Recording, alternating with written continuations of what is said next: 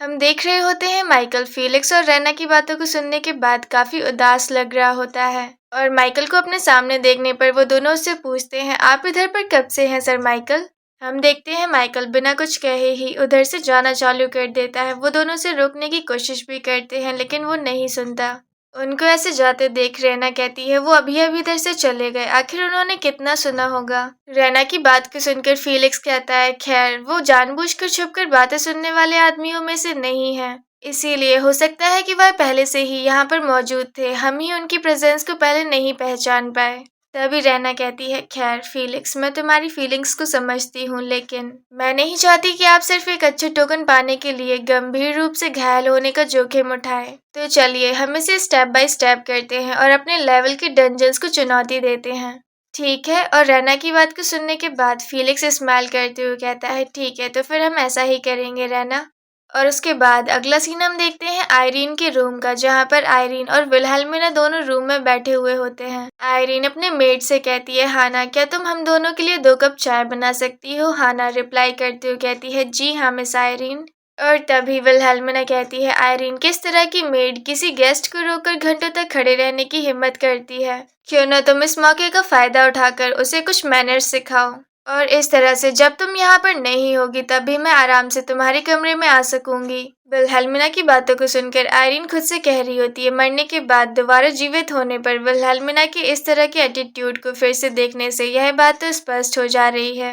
और तभी आयरीन आवाज लगाते हुए कहती है, विल्हेल्मिना। विल्हेल्मिना उसकी बात को सुनकर कहती है, हाँ। आयरीन उसके इस एटीट्यूड को देखकर काफी सीरियस होकर गुस्से में कहती है, मैं अभी भी तुम्हें कैसी दिखती हूँ? क्या मैं अभी भी तुम्हारी मेड हूँ? और आयरीन की इस बात को सुनकर विल्हेल्मिना के चेहरे के होश उड़ जाते हैं और वो काफी नर्वस होकर कहती है, क्या?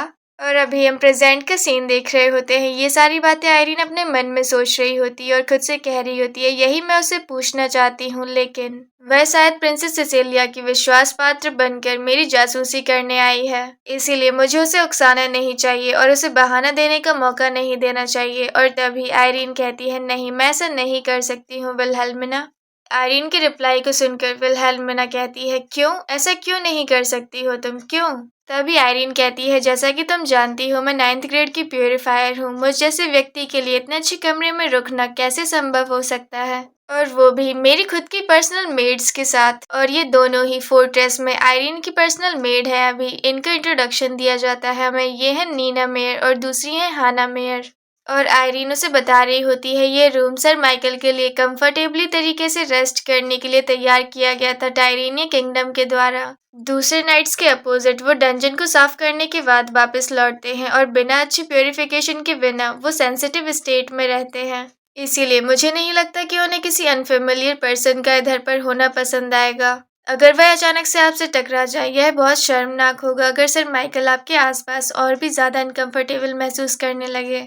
आयरीन की बात को सुनकर उसे कुछ पुरानी मेमोरीज याद आती हैं। वो अपने मन में कहती है, मेरे आसपास अनकंफर्टेबल महसूस करते हैं तो उस समय क्या वो सच में ऐसे थे?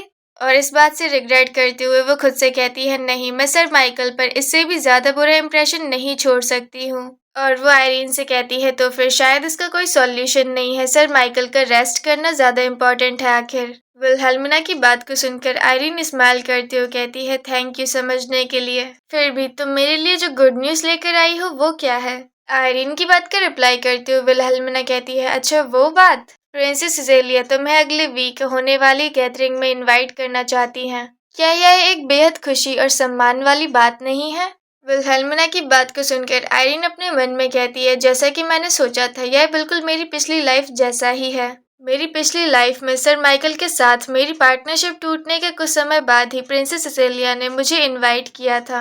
गैदरिंग का इनविटेशन मिलने पर मुझे बहुत खुशी हुई और मैंने किसी तरह से अपने पास मौजूद थोड़े बहुत पैसे इकट्ठे कर लिए और गिफ्ट के रूप में मैंने टी लीव्स खरीदी। लेकिन गैदरिंग में पहुंचते ही मुझे ये बात रियलाइज हो गई कि उसने मुझे केवल उस लेडी का चेहरा देखने के लिए बुलाया था कि जो अफवाहों में है कि उसने सर माइकल को बहकाया था। और इसके अलावा मैंने प्रिंसेस की मेड को भी देखा था जो मैं गिफ्ट में चाय की पत्तियां लाई थी, उन्होंने उसे चिमनी में फेंक दिया था। भले ही हमारे स्टेटस में चाहे जितना डिफरेंस हो, लेकिन ये बहुत ज्यादा डिसरिस्पेक्टफुल था। ये कोई अच्छी मेमोरी नहीं थी मेरी, लेकिन क्योंकि कुछ देर पहले ही अचानक हुए बदलाव को लेकर चिंतित थी मैं। लेकिन अब मुझे वास्तव में राहत महसूस हो रही है कि चीजें उम्मीद के मुताबिक ही हो रही हैं। आयरीन अपने ख्यालों में डूबी हुई होती है, तभी विल्हेल्मिना आवाज लगाती हुई कहती है, आयरीन तुम जवाब क्यों नहीं दे रही हो? क्या तुम इतनी ज्यादा खुश हो कि अपने आप बोलने के लिए शब्द नहीं है? विल्हेल्मिना की बात का रिप्लाई करते हुए आयरीन कहती है, हाँ तुमने सही कहा प्रिंसेस, आखिरकार मुझे क्यों इनवाइट करेंगी? आयरीन के रिप्लाई को सुनकर विल्हेल्मिना खुद से कहती है, आखिरकार ये इतना बेजान रिप्लाई क्यों कर रही है? और वो उसको मनाने के लिए उससे कहती है, मैंने प्रिंसेस से काफी बार रिक्वेस्ट की थी कि वो तुम्हें गैदरिंग में इनवाइट करे, क्या अब तुम्हें एहसास हो रहा है कि मैं तुम्हारी कितनी परवाह करती हूँ? आयरीन विल्हेल्मिना से कहती है, ठीक है, और खुद से कह रही होती है, आखिरकार अब मुझे क्या करना चाहिए? अगर अभी मैं कोई दूसरा डिसीजन लेती हूँ तो एक नया वेरिएबल ऐड हो जाएगा, लेकिन मैं ये कम करना चाहती हूँ, इसीलिए अपनी पिछली लाइफ की तरह ही गैदरिंग में जाना ही सही डिसीजन होगा। और वो विल्हेल्मिना से कहती है, तुमने कहा है कि गैदरिंग नेक्स्ट वीक है ना? तो मैं इसके बारे में तब तक सोचूंगी। आयरीन की बात को सुनकर विल्हेल्मिना कहती है, जरा सोचो तो मैं किस बारे में बात कर रही हूँ। प्रिंसेस सिसिलिया की गैदरिंग में जाना अपने आप में एक अपॉर्चुनिटी है, और कौन जानता है प्रिंसेस की अरेंजमेंट्स की बदौलत ही हो सकता है कि अगले ईयर तुम्हें एक नया पेयर भी मिल जाए। आयरीन के रिएक्शन को देखकर विल्हेल्मिना खुद से कहती है, अरे बाप रे, उसे देखो तो, जब मैंने अगले साल की बात उठाई तो वह कितनी तुरंत उदास हो गई। मुझे लगता है कि अब उसमें सर माइकल को थामे रखने का कॉन्फिडेंस नहीं रहा है ना? और वो उधर से जाते हुए कहती है, खैर मैं अगले हफ्ते मेड के जरिए तुम्हें इनविटेशन भेज दूंगी, इसीलिए तुम्हें आना ही पड़ेगा और एक अच्छा से गिफ्ट लाने की भी प्रिपरेशन कर लेना। विल्हेल्मिना के जाने के बाद आयरीन अपने मन में कह रही होती है, क्या मेरा अगला साल भी होगा? अब तक मैंने जितनी प्लानिंग की है वो सभी फेल रही हैं। मुझे रैना को बचाने के लिए आगे बढ़ना ही पड़ा और मुझे इसका पछतावा नहीं है, लेकिन फिर भी जो कि सर माइकल वीक में एक बार रिवॉर्ड डिस्ट्रीब्यूट करने के लिए एग्री हो गए थे, शायद मैं एक साल में धीरे धीरे रिवॉर्ड जमा करके 1 लाख गोल्ड का कर्ज चुका सकती हूँ, क्योंकि ये सर माइकल की ओर से दिए गए गिफ्ट्स हैं। अगर संभव हो तो मैं इन्हें बेचना नहीं चाहती हूँ, लेकिन अगर जरूरत पड़ी तो मुझे लगता है कि मैं सिर्फ इस ड्रेस और गहनों से ही 10,000 गोल्ड के कॉइन कमा सकती हूँ। और ऐसा करने के बाद तब क्या, मैं अपनी लाइफ कैसे जीना चाहती हूँ आखिरकार? मेरी पिछली लाइफ में मैंने काउंट के ऑर्डर्स के अकॉर्डिंग ही अपनी लाइफ स्पेंड की थी, और फोर्ट्रेस में मैं खुद को अडेप्ट और सरवाइव करने में इतनी ज़्यादा बिजी थी, और मैंने इस बारे में सोचा ही नहीं कि मैं किस तरह अपनी लाइफ स्पेंड करना चाहती हूँ। मैं बस इतना ही सोचती थी कि मैं छिपकर चुपचाप रहना चाहती थी। मैं तो बस अपने बचपन की तरह ही एक छोटी सी झोपड़ी में रहना चाहती हूँ। वो दिन मुझे आज भी याद है जब मॉम हमारे लिए एप्पल पाई बनाया करती थी, और जहाँ डैड मुझे अपनी जेंटल आवाज में मजेदार कहानियां सुनाया करते थे, बिल्कुल वैसे ही जैसे पहले हुआ करता था। और हमें आयरीन की कुछ पुरानी मेमोरीज दिखाई जाती हैं जब उसके डैड उससे कह रहे होते हैं, आयरीन अगर तुम रेनबो का पीछा करती हो जो कॉन्टिनेंट के दूसरे एंड तक जाता है, तुम्हें उधर पर ओशियन नाम की एक जगह मिलेगी जो सभी रिवर्स और लेक्स से सबसे बड़ी है। वो इतना ज्यादा बड़ा और ब्लू होता है जो तुम्हारे दिमाग को पूरी तरीके से शांत कर देता है। उधर पर टकराती हुई लहरें तुम्हारे ब्यूटीफुल बालों की तरह सफेद चमक रही हैं। चलो बाद में हम मॉम के साथ ओशियन देखने चलते हैं। उस टाइम पर आयरीन काफी ज्यादा खुश होती है और अपनी डैड की बात का रिप्लाई करते हुए कहती है, ठीक है। और अभी वो सारी बातें सोचकर वो खुद से कह रही होती है, लेकिन उस कैबिन में अब मॉम और डैड नहीं रहे और अब उनके बिना सिर्फ मैं ही अकेली रह गई हूँ। और तभी हमें दिखाया जाता है माइकल एंटर करता है रूम में। वो आयरीन को ढूंढ रहा होता है, तभी उसका ध्यान जाता है बालकनी की तरफ जहाँ पर आयरीन अकेली खड़ी होती है, और तभी वो उसको बुलाते हुए कहता है, आयरीन। और उसकी आवाज को सुनकर आयरीन पीछे मुड़कर देखती है, और माइकल जैसे ही आयरीन को देखता है वो उस टाइम पर रो रही होती है और वो काफी चिंता में लग रहा होता है उसके लिए। आयरीन अपने आप को संभालती है और हंसते हुए कहती है, अरे सर माइकल, आप यहाँ पर कब आए? हम देखते हैं माइकल आयरीन को ऐसे रोते हुए देख आगे बढ़ता है और उसे कहता है, आखिर क्या बात है? वो आयरीन को ऐसे रोते हुए देख काफी चिंता में होता है और कहता है, क्यों क्यों रो रही हैं आप अकेले ऐसे? माइकल की बात को सुनकर आयरीन को याद आता है और वो अपने मन में कहती है, अरे मैं रो रही हूँ। और उसकी बात का रिप्लाई करते हुए कहती है, अरे नहीं, ऐसा कुछ भी नहीं है, मैं तो बस सनसेट को देख रही थी, तभी मेरी आंख में धूल चली गई। आयरीन की बात को सुनकर माइकल कहता है, अगर आपकी एक आंख में धूल चली गई है, फिर भी आप दोनों आंखों से आंसू बहा रही हैं। माइकल अपना हाथ आगे बढ़ाते हुए उससे कह रहा होता है, अगर वाकई में आपकी आंख में धूल चली गई है तो मुझे देखना चाहिए। और माइकल को ऐसे करते हुए देख हम देखते हैं आयरीन अपना हाथ आगे लगा लेती है और कहती है, मैं आपको बता रही हूँ यह सचमुच में कुछ भी नहीं है। आयरीन को ऐसे करते देख माइकल एकदम से शांत हो जाता है और आयरीन अपने मन में कह रही होती है, मैंने झटक कर उनका हाथ दूर कर दिया, मैंने ये बिना सोचे समझे किया। अरे अब मैं क्या करूं सर, माइकल जरूर ही काफी ज्यादा गुस्से में होंगे। आयरीन अपने मन में सोच रही होती है कि कहीं माइकल उससे गुस्सा होगा। तभी माइकल कहता है, आयरीन कोई बात नहीं, प्लीज आप अपनी चिंताओं का बोझ अकेले मत उठाइए, मुझे बताइए कि क्या गलत हुआ है, आखिरकार मैं आपका हस्बैंड हूँ। माइकल की आवाज को सुनकर आयरीन एकदम शांत हो जाती है और खुद से कह रही होती है, जैसे किसी बच्चे को मनाते हैं, उनकी आवाज कितनी ज्यादा जेंटल है। और वहीं माइकल आयरीन से पूछ रहा होता है, क्या फोर्ट्रेस में मौजूद लोग आपके साथ रूड बिहेवियर करते हैं? अगर ऐसा नहीं है तो क्या आप अनवेल फील कर रही हैं? माइकल के पूछने पर आयरीन काफी नर्वस होती है और रिप्लाई करते हुए कहती है, नहीं ऐसा कुछ भी नहीं है। और वो उसे बताते हुए कहती है, ये कोई बड़ी बात नहीं है, मुझे अपनी फैमिली की याद आ रही थी, अपने मॉम और डैड की। आयरीन की बात को सुनकर माइकल कहता है, मॉम डैड से आपका मतलब क्या खीयर किंगडम के काउंट रोडियम से है? आयरीन जैसे ही माइकल की बात को सुनती है वो काफी सरप्राइज होकर पूछती है उससे, क्या आपको पता था कि मैं कहाँ से हूँ? माइकल उसकी बात का रिप्लाई करते हुए कहता है, हाँ जिस मोमेंट से हम पेयर बने थे मुझे बिना कोशिश किए ही सभी से नेचुरली पता चल गया।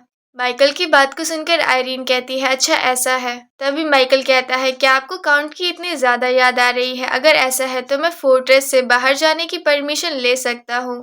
माइकल की बात को सुनकर आयरीन कहती है, क्या? अरे नहीं, ऐसा बिल्कुल भी करने की जरूरत नहीं है। और वो खुद से कह रही होती है, मैं उस काउंट को दोबारा कभी भी नहीं देखना चाहती हूँ, लेकिन मुझे लगता है कि शायद सचमुच में सर माइकल ऐसा कर दिखाएंगे। और वो माइकल को बताते हुए कहती है, सच तो ये है कि वास्तव में मैं काउंट रोडियम की बायोलॉजिकल डॉटर नहीं हूँ, मैं उनकी अडॉप्टेड डॉटर हूँ। बेशक उन्होंने एक ऐसे ऑर्फन बच्चे को रखा जिसका कोई ठिकाना नहीं था और मैं उनकी दया और कृपा के लिए इनक्रेडिबली ग्रेटफुल हूँ, लेकिन मुझे अपने असली मॉम डैड की बहुत याद आती है जिनकी डेथ मेरे बचपन में ही हो गई थी।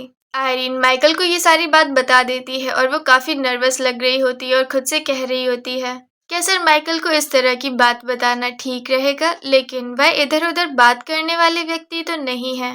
और इसके अलावा ये फैक्ट कि मुझे अडॉप्ट लिया गया था, यह कोई भी आसानी से पता लगा सकता है यदि वह कोशिश करे तो।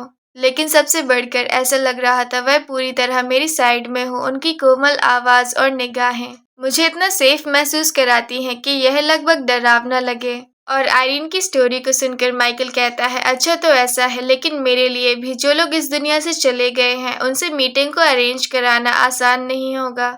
और आयरीन जैसे ही माइकल की बात को सुनती है वो एकदम शांत हो जाती है और सरप्राइज होकर कहती है, क्या उनके लिए भी? हाँ। और माइकल की बात को सुनने की वजह से आयरीन को काफी हंसी आने लगती है और वो हंसते हुए कहती है, सर माइकल आप भी जोक सुनाने में माहिर हैं।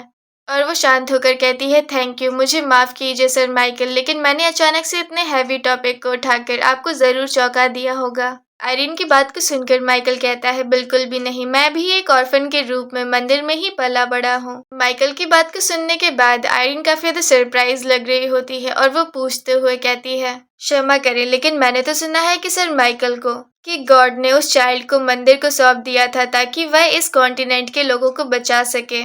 आयरीन की बात को सुनकर माइकल रिप्लाई करते हुए कहता है, लोग यही मानना चाहते हैं, वे उस विश्वास से आशा प्राप्त करते हैं और जीवन जीते रहते हैं, लेकिन मैं अपने पेरेंट्स के चेहरे तक नहीं पहचानता और मुझे इतनी कम एज में छोड़ दिया गया था कि मुझे भी नहीं पता कि उन्होंने मुझे क्यों छोड़ दिया। और मुझे मंदिर को सौंप दिया गया था और मैंने अपनी पूरी लाइफ गॉड को सर्व करने में ही व्यतीत की है। और तभी हम देखते हैं माइकल अपना हाथ आगे बढ़ाते हुए कहता है, इसीलिए लेडी आयरीन मुझे आपके जैसे मॉम डैड की कमी का एहसास पूरी तरीके से नहीं होता, लेकिन भले ही ये टेम्परेरी हो, लाइफ में पहली बार वाइफ का होना, इससे मुझे ऐसा महसूस होता है कि मैं फैमिली को याद करने का मतलब थोड़ा बहुत समझ पा रहा हूँ। माइकल अपना हाथ आगे बढ़ाकर आयरीन के आंसुओं को पोंछ रहा होता है और आयरीन उसकी बात को सुनकर काफी सरप्राइज होती है और फ्रीज हो जाती है। तभी माइकल कहता है, अरे आपके आंसू तो रुक गए हैं, ये तो काफी राहत की बात है। और आयरीन को जैसे ही ये बात रियलाइज होती है वो कहती है हाँ। और तभी माइकल बताते हुए कहता है, एक डंजन है जहां मैं चाहता हूँ कि कल आप मेरे साथ चलें। और माइकल की बात को सुनकर आयरीन कहती है, एक डंजन? और वो आयरीन की बात का रिप्लाई करते हुए कहता है, हाँ, जहाँ पर आइस टाइप मॉन्स्टर्स दिखाई देंगे, इसीलिए प्लीज गर्म कपड़े पहने और मैं कल दोपहर में आपको लेने आऊंगा। उसके बाद अगला मोमेंट दिखाया जाता है हमें कुछ टाइम बाद का, जहाँ पर हम देख रहे होते हैं आयरीन अपने हेयर्स को कॉम्ब कर रही होती है और खुद से कह रही होती है, डंजन 181 को छोड़कर अब तक वह हमेशा अकेले ही मिशंस पर गए हैं। क्या यह कोई ओकेशन हो सकता है, या फिर क्या यह कोई ऐसा डंजन है जहां पर मेरे जैसे किसी कमजोर प्योरीफायर की शक्ति की आवश्यकता है? और इसके अलावा जो आज सर माइकल ने मुझे बताया, यह सोचकर हैरानी होती है कि सर माइकल भी मेरी तरह ही एक ऑर्फन है। आयरीन माइकल के बारे में सोचकर काफी परेशान होती है और खुद से कह रही होती है, क्या उन्हें भी मेरी तरह ही स्ट्रगल करना पड़ा? और क्या वो मेरी तरह ही हमेशा ही ऐसे ही अकेले रहे हैं? और ऐसे ही करते हुए पूरी रात निकल जाती है। उसके बाद अगला सीन हमें दिखाया जाता है अगले दिन की दोपहर का, डंजन के बाहर, जहाँ पर आयरीन कह रही होती है, ये एक अनस्टेबल डंजन है ना? आयरीन की बात को सुनकर माइकल कहता है, हाँ, आपने सही कहा, ये एक अनस्टेबल डंजन है। क्या आप अनस्टेबल डंजन्स के बारे में जानती हैं? तभी आयरीन कहती है, देखने में यही लगता है इसको। और वो अपने मन में कह रही होती है, नॉर्मल डंजन्स के बिल्कुल अपोजिट, इनका कोई फॉर्मेट और स्ट्रक्चर नहीं होता है प्रॉपर, इसीलिए वो अनएक्सपेक्टेड सिचुएशन से भरे हुए होते हैं, जिससे मौजूद प्लेयर्स को भी काफ़ी ज़्यादा मुश्किल होती है इन्हें पार करने में। और इसके एंट्रेंस को देखकर ही ऐसा लगता है कि मानो ये चिल्ला रहा हो कि मैं एक डेंजरस और अनस्टेबल डंजन हूँ। तभी आयरीन कहती है, मैंने फोर्ट्रेस के स्टाफ को आपके द्वारा पहले की गई रेड की घोषणा के समय कहते हुए जो सुना, उसके अनुसार ऐसा लगता है कि यह कम से कम इंटरमीडिएट ग्रेड का डंजन है ना? क्या यह सही है? आयरीन की बात का रिप्लाई करते हुए माइकल कहता है, हाँ, मुझे भी ऐसा ही लगता है। ये सब जानने के बाद आयरीन काफी ज्यादा परेशान लग रही होती है और खुद से कह रही होती है, क्या यह ठीक रहेगा? मैं कभी भी हाई ग्रेड के डंजन्स में नहीं गई हूँ, और इसके अलावा ये तो एक अनस्टेबल डंजन है और मैं शायद सर माइकल के लिए सिर्फ एक बोझ से कहीं अधिक साबित हो जाऊं। मैं किसी अनएक्सपेक्टेड जाल में फंसकर मर सकती हूँ। आयरीन अपने ख्यालों में डूबी हुई होती है और काफी चिंता में होती है। तभी हम देखते हैं माइकल आयरीन को पकड़ता है। आयरीन का ध्यान माइकल की तरफ जाता है। माइकल आयरीन से कहता है, लेडी आयरीन, मुझे एक पल के लिए माफ कीजिएगा। तभी आयरीन कहती है, माफ कीजिएगा, और हम देखते हैं माइकल आयरीन को गोद में उठा लेता है। माइकल के ऐसे करने की वजह से आयरीन चिल्लाते हुए कहती है, अरे सर माइकल, आप ये क्या कर रहे हैं? तभी माइकल कहता है, एक अनस्टेबल डंजन में एंट्रेंस को पार करते समय कभी कभी पेयर्स अलग हो सकते हैं, इसलिए मुझे कसकर पकड़िए। और आयरीन जैसे ही माइकल की बात को सुनती है वो चिल्लाते हुए कहती है, क्या आपको ये बात थोड़ी जल्दी कहनी चाहिए थी? हम देख रहे होते हैं आयरीन काफी ज्यादा परेशान लग रही होती है और अपनी बात को कह रही होती है, लेकिन माइकल उससे पहले ही उस डंजन में कूद जाता है। आयरीन पहले से ही काफी ज्यादा चिंता में होती है, लेकिन माइकल की बात को सुनकर वो और भी ज्यादा डर जाती है और जैसे ही वो लोग एंटर करते हैं डंजन में, वो काफी जोरों से चिल्लाने लगती है। डंजन के अंदर जाते ही आयरीन अपने मन में कह रही होती है, क्या ये एक अनस्टेबल डंजन है? मुझे तो इसका बॉटम बिल्कुल भी नहीं दिखाई दे रहा है। ये कितना गहरा है और काला है, पता ही नहीं चल रहा है, हम तो बस गिरते ही जा रहे हैं इसमें। और यहाँ तक कि इधर पर तो सेफ्टी डिवाइस या फिर प्रोटेक्टिव आर्टिफैक्ट्स भी नहीं है। अगर मैं सर माइकल से इधर पर अलग होती हूँ तो सचमुच में मैं मर जाऊंगी।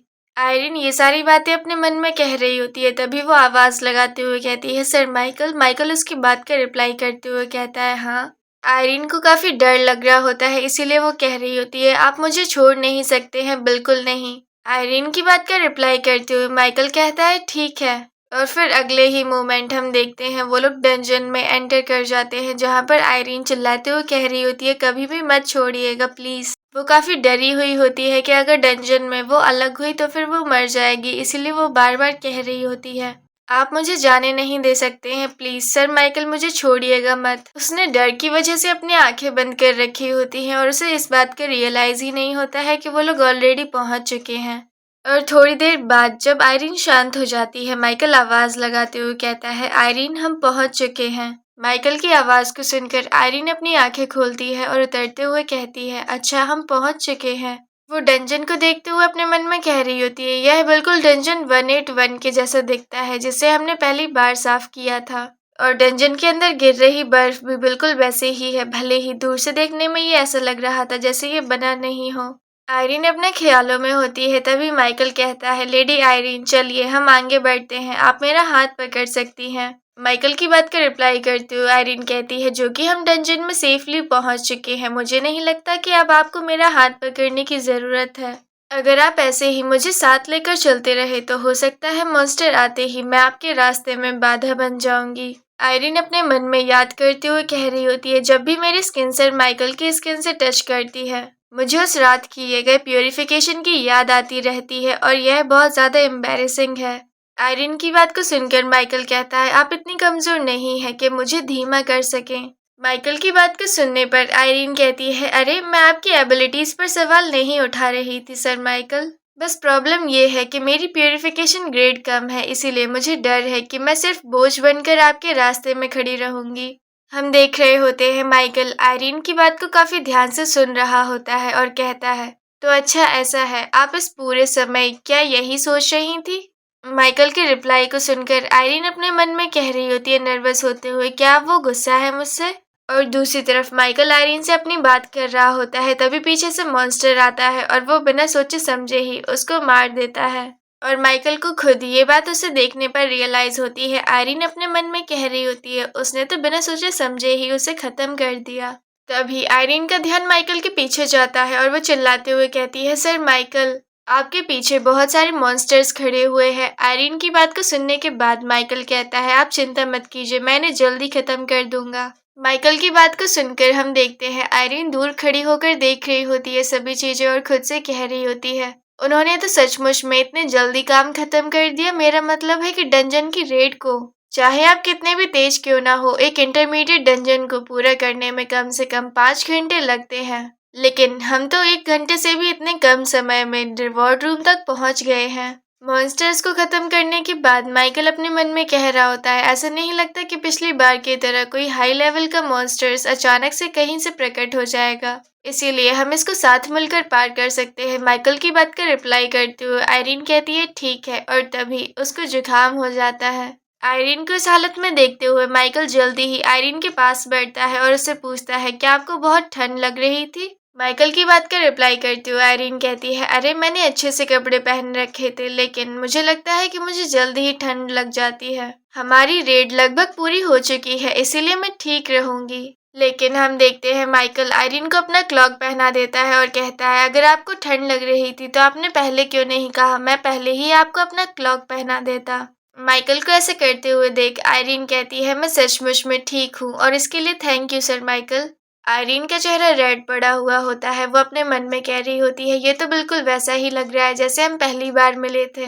ये काफी गर्म है, किसी न किसी तरह से इस लाइफ में मुझे ऐसा लग रहा है जैसे मुझे सर माइकल के कई सारे अनएक्सपेक्टेड साइड्स देखने को मिल रहे हैं। तभी माइकल कहता है, लेडी आयरीन प्लीज इधर पर आइए और मेरे साथ रिवॉर्ड को चेक कर लीजिए। माइकल की बात को सुनकर आयरीन कहती है, क्या, लेकिन ये डंजन तो सर माइकल का था, है ना? तभी माइकल कहता है, अरे कोई बात नहीं, आप इसे खोलिए प्लीज। उसके बाद हम देखते हैं आयरीन उस बॉक्स को खोलती है और खुद से कह रही होती है, भले ही यह मेरा हिस्सा नहीं हो, मैं यह सोचने से खुद को रोक नहीं पाई कि एक अनस्टेबल डंजन में किस तरह का रिवॉर्ड निकलेगा। आयरीन उस रिवॉर्ड को निकालते हुए कहती है, ये तो एक रिंग है, इसमें स्क्रैचेस के अलावा पूरी तरीके से नॉर्मल दिख रही है, क्या ये भी एक आर्टिफैक्ट हो सकती है? उस रिंग को देखकर माइकल कहता है, मुझे भी इस पर यकीन नहीं है, जब तक हम फोर्ट्रेस में इसको वापस लेकर नहीं जाते और इसको चेक नहीं किया जाता हम कुछ नहीं कह सकते, क्योंकि मुझे भी देखने में ये एक ऑर्डिनरी रिंग जैसी ही लगती है। क्या आप इसको पहनकर देखना चाहेंगी?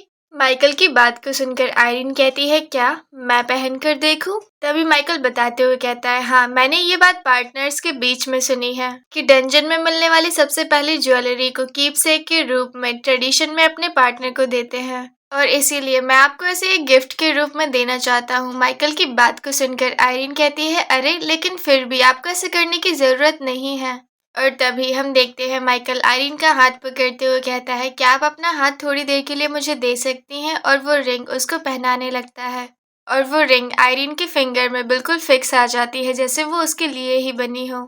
आयरीन भी उस रिंग की तरफ देख रही होती है और वो काफी सरप्राइज लग रही होती है माइकल को ऐसा करते देख। आयरीन को वो रिंग पहनाने के बाद माइकल उसको देखते हुए कहता है, आपके ऊपर ये रिंग बहुत ज्यादा सुंदर लग रही है। आयरीन उस रिंग को देखते हुए कहती है, थैंक यू सर माइकल, क्योंकि मुझे इससे कोई मैजिक महसूस नहीं हो रहा है। मुझे लगता है ये कोई आर्टिफैक्ट नहीं है। आयरीन अपने हाथ को आगे बढ़ाते हुए देख रही होती है ध्यान से। तभी माइकल उससे पूछते हुए कहता है, क्या हुआ, कुछ गड़बड़ लग रही है क्या? तभी वो रिप्लाई करते हुए कहती है, अभी अभी ये रिंग ऐसा लग रहा है जैसे मेरी स्किन से बिल्कुल चिपक गई हो।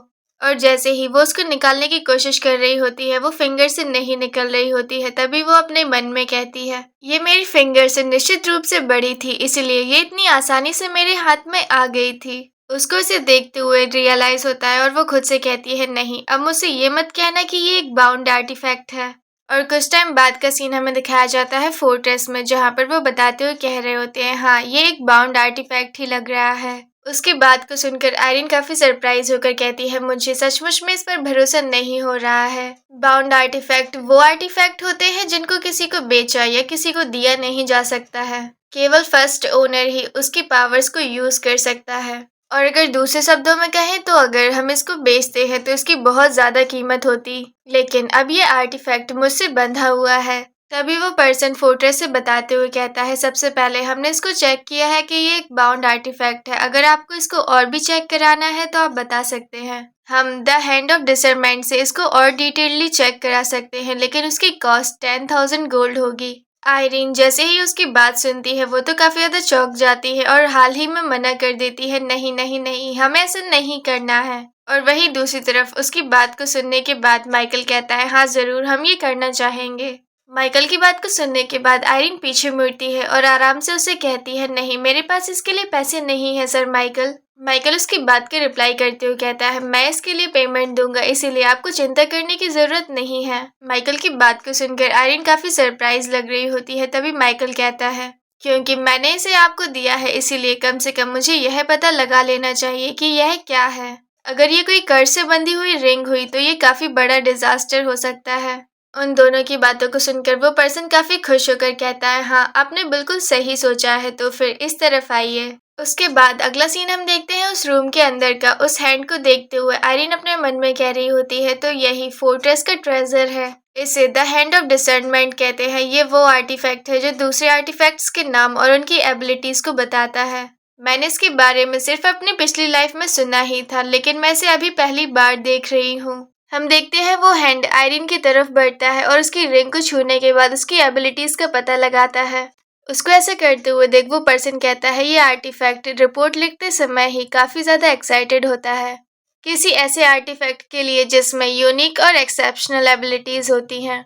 वो पर्सन उस रिपोर्ट को पढ़ते हुए कहता है, तो जो लेडी आयरीन रिंग को पहने हुए हैं उसका नाम है अनटाइटल्ड हीलिंग। वो पर्सन उस रिपोर्ट को देख रहा होता है और काफी ज्यादा नर्वस लग रहा होता है। तभी वो बताता है, इसकी एबिलिटीज ये है कि ये जितनी ज्यादा डिमोनिक एनर्जी को एब्जॉर्व करता है उतनी ही ज्यादा उसकी प्यूरिफिकेशन पावर्स को बढ़ा देता है। और हमें बताया जाता है प्यूरिफिकेशन की पावर्स के बारे में। और तभी हमें बताया जाता है प्यूरिफिकेशन की पावर्स के बारे में, जब एक इवल एनर्जी जो मागी के नाम से जानी जाती है इस वर्ल्ड में प्रकट हुई, तब गॉडेस ने एक सेक्रेट लाइट को पीछे छोड़ा दुनिया में ह्यूमैनिटी को बचाने के लिए एक फाइनल गिफ्ट। ये काफी रेयरली मैनिफेस्ट होता है और केवल गॉडेस द्वारा ब्लेस्ड लड़कियों में ही दिखाई देता है। हालांकि यह माँ से बच्चे में जा सकता है, लेकिन ये भी काफी रेयर है। इसके अलावा इसकी स्ट्रेंथ बर्थ से ही फिक्स्ड होती है। इसका मतलब ये हुआ कि बॉडी की एज बढ़ने के साथ साथ ये स्ट्रेंथ कमजोर हो सकती है, लेकिन प्यूरिफिकेशन की पावर को कभी बढ़ाया नहीं जा सकता। और अभी इस आर्टिफैक्ट के बारे में पता लगने से वो अपने मन में कह रहा होता है, आखिरकार ये ऐसा आर्टिफैक्ट कैसे एग्जिस्ट कर सकता है। हम देख रहे होते हैं सरप्राइज होकर वो रूम से भागते हुए जाता है और कहता है, एक पल के लिए रुकिए, मुझे तुरंत जाकर इसके बारे में रिपोर्ट करनी होगी। उस पर्सन की रिएक्शन को देखकर आयरीन पीछे मुड़कर देखती है और कहती है, ऐसा लगता है कि मुझसे कोई इनक्रेडिबली रेयर आर्टिफैक्ट जुड़ चुका है। सर माइकल, क्या इस बाउंड आर्टिफैक्ट को हटाने का कोई तरीका नहीं है? आयरीन की बात का रिप्लाई करते हुए माइकल कहता है, नहीं, कोई ऐसा तरीका नहीं है। आयरीन काफी परेशान होकर कहती है, लेकिन अगर हम फिर भी उसे ढूंढने की कोशिश करें तो हो सकता है। आयरीन की बात को सुनकर माइकल कहता है, नहीं, ऐसा कोई तरीका नहीं होता है, और इसके अलावा ये प्यूरिफिकेशन से रिलेटेड कोई आर्टिफैक्ट है ना? मुझे बिलीव है कि इस आर्टिफैक्ट ने अपने असली राइटफुल ओनर को चुन लिया है, स्पेशली क्योंकि एक रेयर आइटम है ये। क्या यह नेचुरल नहीं है कि उसे भी उतना ही रेयर मास्टर मिल जाए? माइकल की बात को सुनने के बाद आयरीन अपने मन में कहती है, तो क्या ये इस तरीके से काम करता है? अगर ये रिंग वाकई में मेरी प्यूरिफिकेशन पावर्स को बढ़ाती है तो शायद मैं सर माइकल को बेहतर तरीके से प्यूरिफाई कर सकूंगी। तभी माइकल बताते हुए कहता है, हालांकि फोर्ट्रेस में अभी काफी ज्यादा हलचल मच जाएगी, इसीलिए प्लीज अपने रूम में ही रहने का प्रयास करें। माइकल की बात को सुनने के बाद आयरीन के रिएक्शन काफी सरप्राइजिंग लग रहे होते हैं। उसे समझ नहीं आ रहा होता है आखिरकार माइकल कहना क्या चाहता है इससे। उसके बाद अगला सीन हमें दिखाया जाता है आयरीन के रूम का, जहाँ पर गेट पर नॉक करते हुए कोई कह रहा होता है, प्लीज लेडी आयरीन, मैं आपसे रिक्वेस्ट करता हूँ कि मुझे आपसे मिलने का अवसर दे। आयरीन के रूम के बाहर बहुत सारे लोग इकट्ठा हुए होते हैं और चिल्लाते हुए कह रहे होते हैं, एक ऐसी रिंग जो प्यूरिफिकेशन पावर्स को बढ़ाती है, प्लीज मुझे इसे एक बार देखने दीजिए।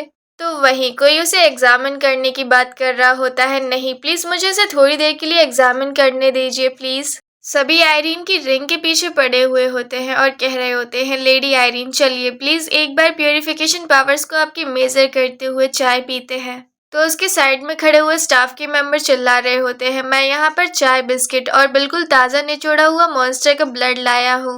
उन लोगों के बहुत ज़्यादा शोर करने की वजह से हम देखते हैं आयरीन के रूम का गेट खुलता है और उसकी मेड बाहर निकलते हुए आती है और चिल्लाते हुए कहती है, काफ़ी सारे डेज हो चुके हैं तुम लोग यही सब कुछ कर रहे हो किसी और रूम के बाहर, लेडी आयरीन को आराम करने की ज़रूरत है अभी, इसीलिए इधर पर जितने लोग भी इकट्ठा हुए हैं जल्दी की जल्दी इधर से लौट जाओ। और हम देख रहे होते हैं साइड में रूम में आयरीन दिखाई जाती है हमें।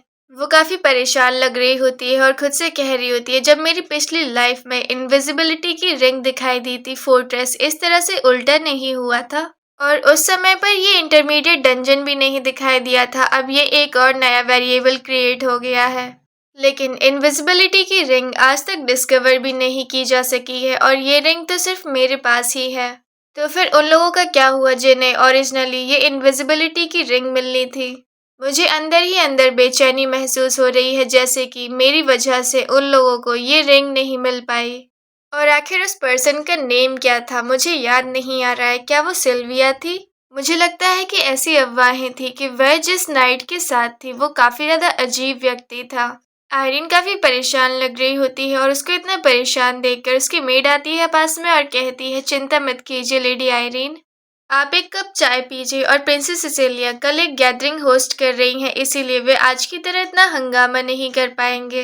मेड की बात को सुनने के बाद आयरीन को याद आता है, वो अपने मन में कहती है, गैदरिंग, इतने जल्दी गैदरिंग का टाइम आ गया और वो भी कल ही है, मैंने अभी तक इसके बारे में सोचा ही नहीं है कि मुझे क्या करना चाहिए। और फिर उसके बाद अगला सीन हमें दिखाया जाता है फोर्ट्रेस में दूसरे दिन का। हम देख रहे होते हैं विल्हेल्मिना आयरीन के रूम के बाहर वेट कर रही होती है और अपने मन में कह रही होती है, आखिरकार ये लड़की कब बाहर निकलेगी। गैदरिंग जल्दी ही स्टार्ट होने वाली है और प्रिंसेस का रूम सबसे टॉप फ्लोर पर है, इसीलिए अगर हम सावधान नहीं रहे तो हमें देर हो सकती है। और तभी पीछे से आवाज आती है विल्हेल्मिना। विल्हेल्मिना जैसे ही आवाज सुनती है पीछे मुड़कर चिल्लाते हुए कहती है, तुम अब जाकर क्यों आ रही हो, तुम बहुत देर कर चुकी हो। और जैसे ही उसका ध्यान आयरीन की तरफ जाता है वो कहती है, और तुम्हारे हाथ खाली क्यों है, प्रिंसेस के लिए गिफ्ट कहाँ पर है। विल्हेल्मिना की बात का रिप्लाई करते हुए आयरीन कहती है, मैं गिफ्ट के बारे में भूल ही गई। आयरीन का रिप्लाई सुनकर विल्हेल्मिना के तो होश उड़ जाते हैं। वो कहती है, आखिरकार तुम्हारा दिमाग कहाँ पर रहता है, तुम प्रिंसेस के लिए गिफ्ट लाना कैसे भूल सकती हो।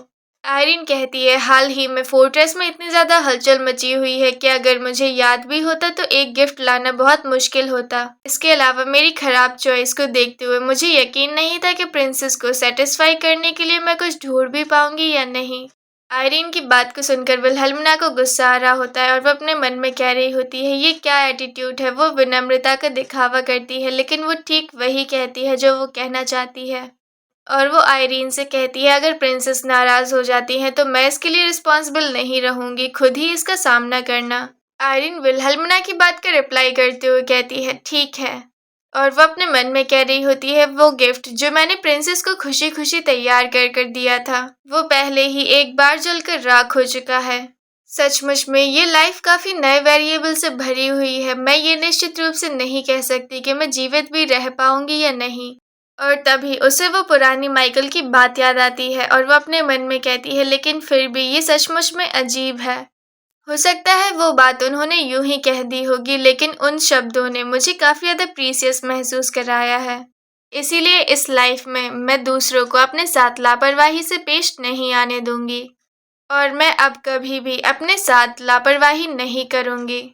और अपनी पास्ट लाइफ की तरह मैं उस डर में जकड़ी हुई नहीं रहूंगी अब। और तभी हम देखते हैं वो लोग गैदरिंग में पहुंच जाते हैं और सामने हमें प्रिंसेस सिसेलिया दिखाई दे रही होती है। और आयरीन विल्हेल्मिना के साथ पीछे पीछे उसके आ रही होती है। आयरीन को देखकर प्रिंसेस कहती हैं, आपका स्वागत है लेडी आयरीन रोडियम। प्रिंसेस की ग्रीटिंग को देखकर आयरीन रिप्लाई करते हुए कहती है, हाँ, और मुझे इनवाइट करने के लिए थैंक यू प्रिंसेस सिसेलिया। आयरीन अपने मन में कह रही होती है, मैं इसे कितनी बार भी देख लूं, ये रूम बहुत ही ज्यादा शानदार है। ये सोचकर सरप्राइज महसूस होता है कि फोर्ट्रेस के टॉप फ्लोर पर ये ग्लास का ग्रीन हाउस जैसी भी कोई जगह है। अपनी पिछली लाइफ में इस रूम में कदम रखते ही मैं पूरी तरीके से बहुत ज्यादा सरप्राइज हो गई थी। तभी हम देखते हैं प्रिंसेस सिसेलिया का ध्यान जाता है आयरीन की तरफ और उसके हाथ खाली होते हैं।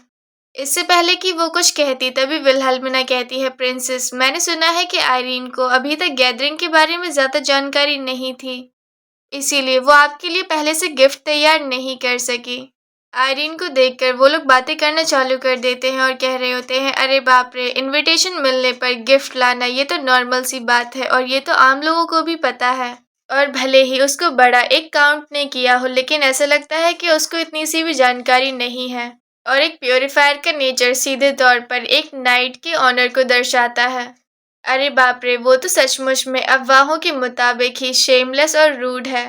वो लोग बातें कर रहे होते हैं तभी हम देखते हैं प्रिंसेस अपना हाथ उठाती है उन लोगों को शांत करने के लिए और कहती है, वो एक प्योरीफायर है जो इसी ईयर फोर्ट्रेस में आई है, इसीलिए समझ में आता है कि उसे इसके बारे में पता नहीं होगा और यह शायद उनका गैदरिंग में शामिल होने का फर्स्ट एक्सपीरियंस भी होगा।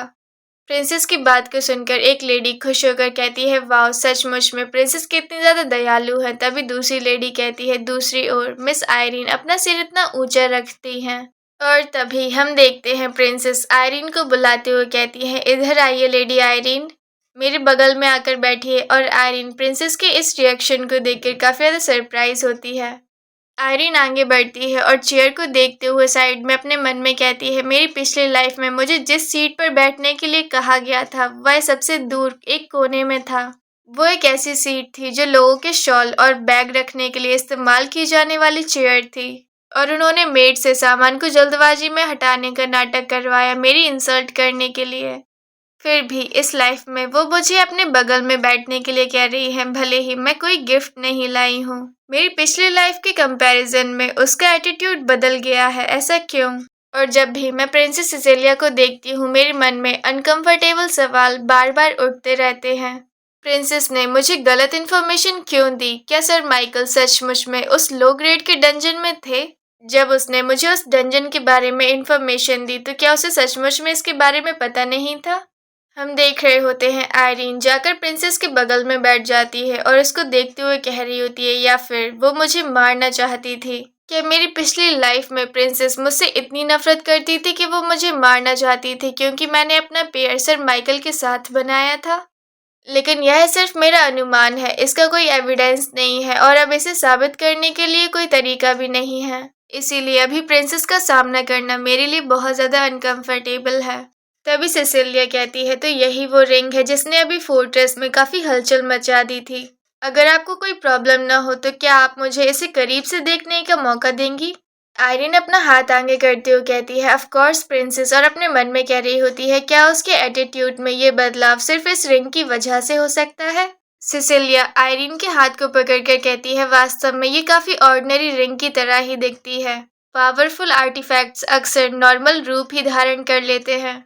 और वो अपना हाथ आगे बढ़ाते हुए कहती है, इसके अपोजिट कुछ आर्टिफैक्ट्स ऐसे भी होते हैं जो बाहर से दिखने में काफ़ी ज़्यादा इम्प्रेसिव लगते हैं, लेकिन उनमें काफ़ी डेंजरस पावर्स होती हैं।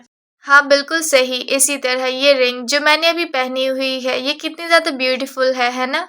जो दिखने में एक रूबी जैसी लगती है, लेकिन रियलिटी में ये प्योर फायर मैजिक स्टोन है जो एक डंजन में ही पाया जाता है।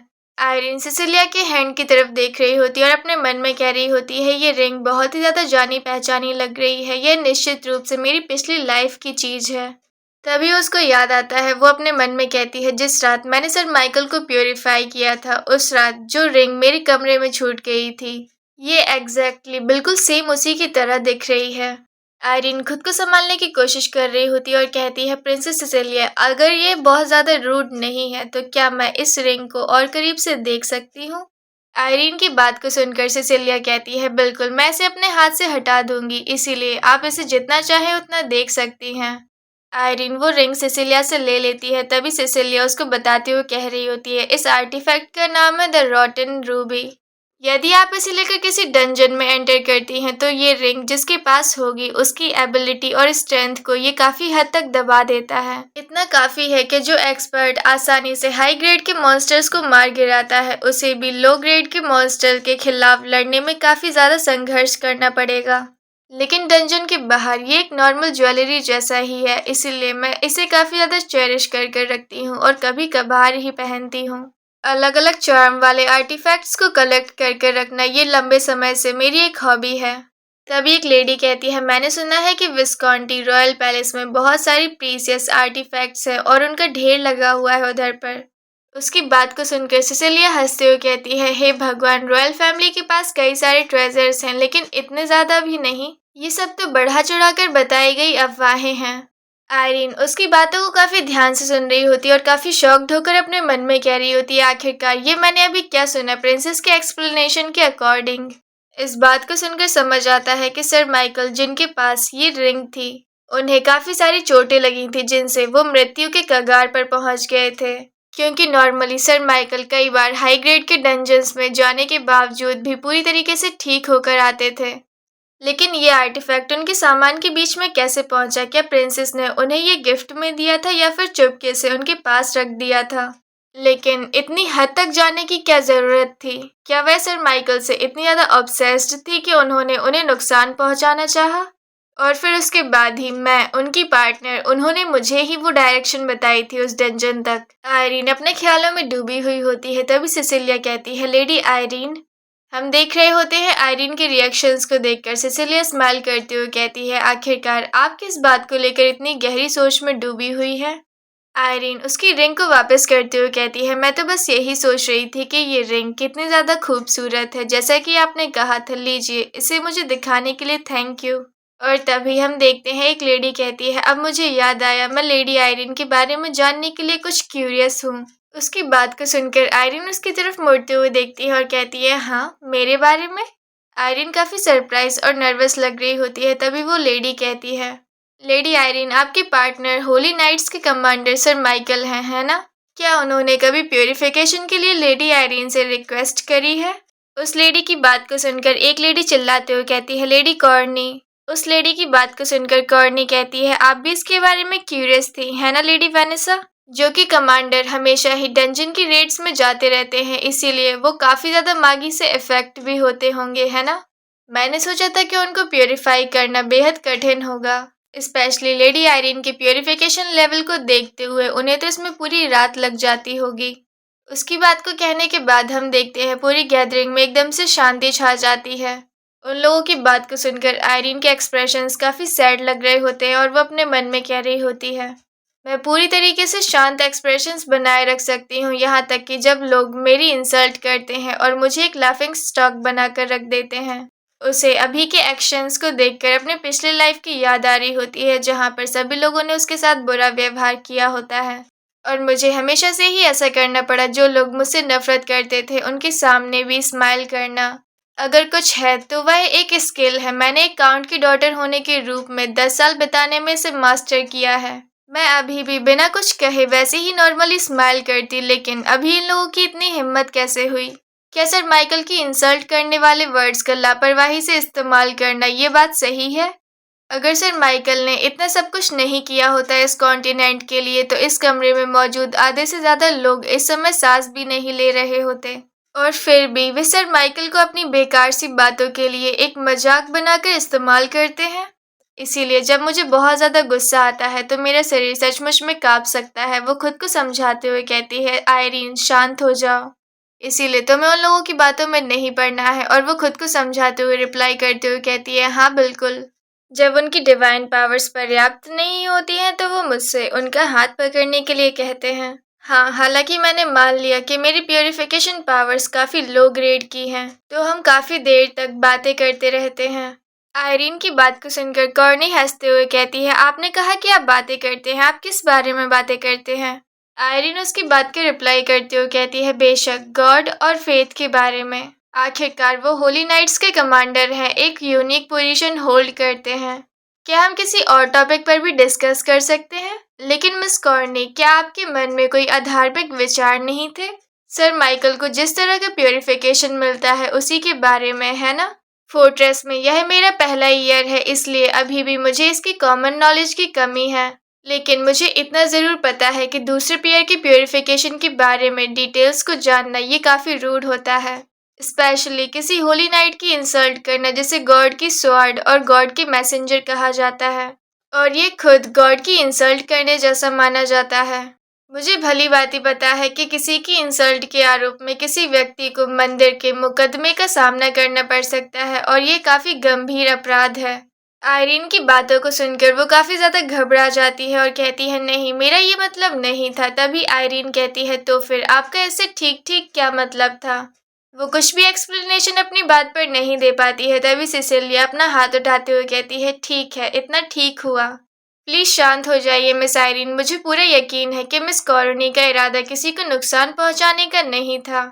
प्रिंसेस की बात को सुनकर वो काफ़ी रिलीफ फील कर रही होती है और काफ़ी घबराते हुए कहती है, हाँ आपने सही कहा प्रिंसेस, और सर माइकल की इंसल्ट करना बिल्कुल भी नहीं। उसकी बात को सुनकर आयरीन कहती है, उस मामले में मिस कॉर्नी, आपको बातचीत पर ध्यान देने पर थोड़ी और पढ़ाई करनी चाहिए, ताकि आपकी बात जो कोई भी सुने उसे गलत न समझ में आए। हम देख रहे होते हैं आयरीन की बात को सुनकर सभी के एक्सप्रेशन एकदम से चेंज हो जाते हैं। वो काफ़ी सरप्राइज होते हैं। थोड़ी टाइम बाद का सीन हम देख रहे होते हैं जहाँ पर सिसिलिया चाय पी रही होती है। आयरीन उसको देखकर अपने मन में कह रही होती है, मैं समझ सकती हूँ कि प्रिंसेस अभी अनहैप्पी हैं। दरअसल मिस कॉलोनी ने जो सवाल अभी मुझसे पूछा था, क्या प्रिंसेस ये सवाल मुझसे खुद नहीं पूछना चाहती थी उसके थ्रू? और तभी हम देखते हैं एक मेड आती है और कहती है, प्रिंसेस मिस मेयर्स आ गई हैं। मेड की बात को सुनकर हम देखते हैं सिसिलिया कहती है, उन्हें अंदर आने दो। आयरीन भी ये नाम सुनकर काफ़ी सरप्राइज लग रही होती है और खुद से कह रही होती है, मेयर्स, ये सरनेम तो कुछ जाना पहचाना सा लगता है। और तभी हमें दिखाया जाता है गेट खुलता है, वो पर्सन एंटर करती है और अपना इंट्रोडक्शन देते हुए कहती है, मैं सिंथिया मेयर्स हूँ और मुझे इनवाइट करने के लिए थैंक यू प्रिंसेस। और उसका नाम सुनने के बाद आयरीन काफ़ी सरप्राइज होकर खुद से कहती है, सिंथिया मेयर्स, मेरी पिछली लाइफ में जिसको इनविजिबिलिटी की रिंग मिली थी वो यही थी। ये 4th ग्रेड की प्योरीफायर हैं सिंथिया मेयर्स। तो आखिरकार इनका नाम सिल्विया नहीं था। हम देखते हैं सिंथिया अपना हाथ आगे बढ़ाते हुए कहती है, मुझे इनवाइट करने के लिए मेरी ग्रेटिट्यूड की तरफ से एक छोटा सा टोकन, हालांकि ये कोई ग्रांड चीज़ नहीं है। और बाकी की लेडीज उसको देखकर हंस रही होती है और कह रही होती है, मुझे नहीं पता था कि वे अभी भी इतनी आम चाय की पत्तियां बेचते हैं, ये तो मेड भी नहीं पीती हैं। और मुझे लगता है कि मिस मेयर्स के लिए ये अभी भी काफ़ी ज़्यादा प्रीशियस है। सिंथिया को ये सारी बातें सुनाई दे रही होती है, वो काफ़ी एम्बेरस फील कर रही होती है। तभी वो कहती है, प्रिंसेस मैं कहाँ पर जाके बैठूं? सिंथिया की बात पर सिसिलिया स्माइल करते हुए कहती है, क्या आपकी सीट वहीं पर नहीं है? वो रही आपके लिए बची हुई एकमात्र खाली सीट। हम देखते हैं प्रिंसेस की बात को सुनकर सिंथिया काफ़ी ज़्यादा एम्बैरेसिंग फील कर रही होती है, लेकिन वो कुछ कहती नहीं है।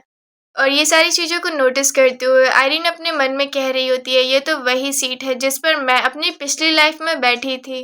उस गैदरिंग का हॉस्टाइल एटमॉस्फेयर जो मुझे निगलने के लिए पूरी तरीके से खुला हुआ था। और जैसे ही कोई नया शिकार दिखाई दिया, पलक झपकते ही वह उसकी ओर मुड़ गया, जहाँ पर उसे पूरी तरीके से नज़रअंदाज करना और उसका मजाक उड़ाना। जैसे जैसे वह घबराती गई, दूसरी तरफ उसकी खुशी का ठिकाना बढ़ता गया। वो गिफ्ट जो मैं पिछली लाइफ में लेकर आई थी वो अभी सिंथिया लेकर आई है और मेरे जैसा ही बिहेवियर उसके साथ किया जा रहा है।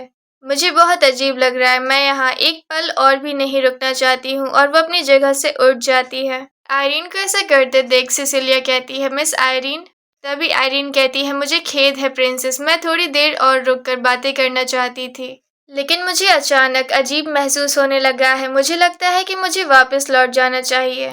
आयरीन के इस रिएक्शन को देखकर सिसिलिया काफी इरिटेट फील कर रही होती है और कहती है, अच्छा तो फिर क्या ऐसा है? अब तो कुछ नहीं किया जा सकता, आपको वापस जाकर आराम करना चाहिए। प्रिंसेस की बात पर आयरीन रिप्लाई करते हुए कहती है, थैंक यू समझने के लिए, और उधर से जाने लगती है। वो अपने रास्ते पर जा रही होती है, तभी हम देखते हैं उसका पैर दूसरे पैर से टकरा जाता है और वो सीधे जाकर सिंथिया के पास गिर जाती है। सिंथिया उसको पकड़ लेती है। सिंथिया आयरीन की मदद करती है, उसको उठाते हुए उसे कहती है, क्या आप ठीक हैं लेडी आयरीन? आयरीन काफी क्यूट बिहेव करते हुए कहती है, जी हाँ, लेकिन मुझे खेद है, क्या आप मेरी मदद कर सकती हैं? मुझे अचानक चक्कर आने लगे हैं। आयरीन की बात को सुनकर सिंथिया अपनी जगह से उठ जाती है और कहती है, हाँ जरूर, मैं आपकी मदद कर सकती हूँ, और वो दोनों ही उधर से जाने लगते हैं। आयरीन ने ये सब कुछ जानते हुए ही किया होता है ताकि वो इधर से सिंथिया को लेकर जा सके बाहर। ये सब कुछ देखते हुए सिसिलिया काफी गुस्से में लग रही होती है और कह रही होती है, ठीक उसी समय जब मैं उसके थोड़ी और मजे लेने वाली थी, ऐसा ठीक नहीं है, है ना?